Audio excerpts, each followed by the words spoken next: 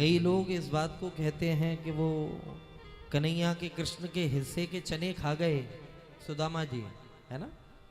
अच्छा, कई लोग जो भजन गाते हैं वो भी इस बात को कह जाते हैं, जो गांव में ढोला बोला ये सब गाए जाते हैं ना, कि बोले चने खा गए कन्हैया के हिस्से के गुरुकुल में। इसलिए आप थोड़ा ध्यानपूर्वक सुने, ये जो बात है महापुरुषों की, प्रामाणिक बात कह रहा हूं महापुरुषों की।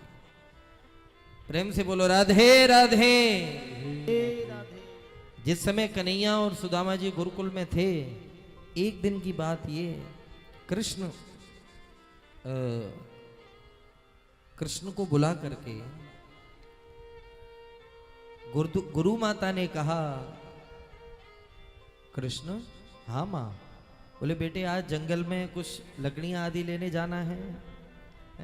कुछ वस्तुएं इकट्ठी करने जानी जंगल में, चले जाओगे? तो कन्हैया कहते हैं हाँ माँ चला जाऊंगा, लेकिन धीरे से पूछते हैं माँ क्या मैं किसी को साथ ले जा सकता हूँ? तो हंस करके सज्जनों गुरु माँ ने कहा, पुत्र मैं जानती हूँ कि तुम सुदामा के बिना एक कदम भी नहीं बढ़ाओगे, तुम्हारा मित्र है सुदामा, हाँ ले जाओ ले जाओ। कन्हैया खुशी खुशी गए, सुदामा जी से कहा, वस्त्र आदि धारण करने लग गए जो भी।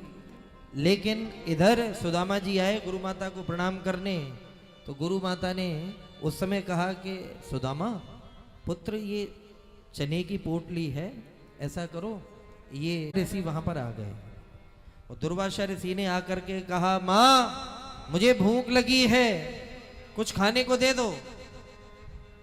ये सुनते ही गुरु माँ कहती हैं ऋषि से, दुर्वासा जी से, कि ऋषि महात्मन अभी आश्रम में कुछ है नहीं, आप थोड़ी देर से आना, जब प्रसाद तैयार हो जाएगा तो फिर हम आपको पवाएंगे, अभी नहीं है कुछ। और सज्जनों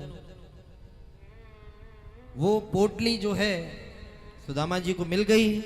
इधर जैसी दुर्वासा ऋषि ने सुना तो वो चल पड़े, लेकिन जैसी आश्रम के बाहर निकले, अचानक उन्होंने ध्यान लगा करके देखा कि इतने बड़े आश्रम में कुछ ना हो, ऐसा हो नहीं सकता।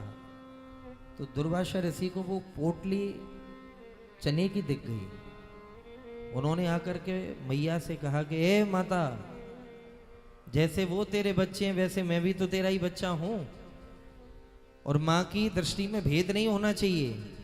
ये तूने क्या किया? चने हैं आश्रम में और इसके बाद भी तूने मुझे नहीं दिए। तो सज्जनों गुरु माँ ने कहा, महात्मन वो चने मैंने बच्चों के लिए रखे हुए हैं, उनके लिए रखे हुए हैं। तो इतने में तो दुर्वासा ऋषि मारा धुआं निकलने लग गया क्रोध के मारे, बोले मैं भी तो तेरा बच्चा ही हूं, थोड़ा मुझे भी दे देती। मैं श्राप देता हूं कि इन चनों को जो खाएगा वो जन्म भर भयंकर दरिद्री रहेगा, भयंकर दरिद्री रहेगा। अच्छा ईमानदारी से बताओ, जिस गुरुकुल में कन्हैया पढ़े हैं और उस गुरुकुल का विद्यार्थी भीख मांगेगा क्या?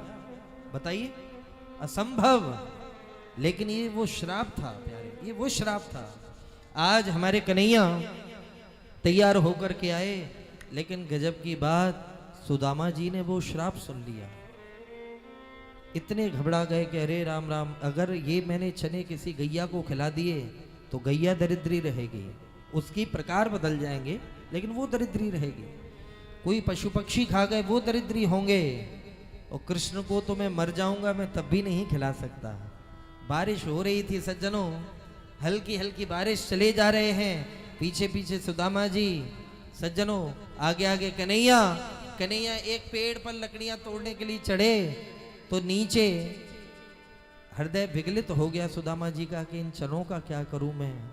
बैठे बैठे बैठे बैठे नेत्रों से अश्रुधार बहने लग गई और वो चने निकाल करके स्वयं पाने लग गए सुदामा जी।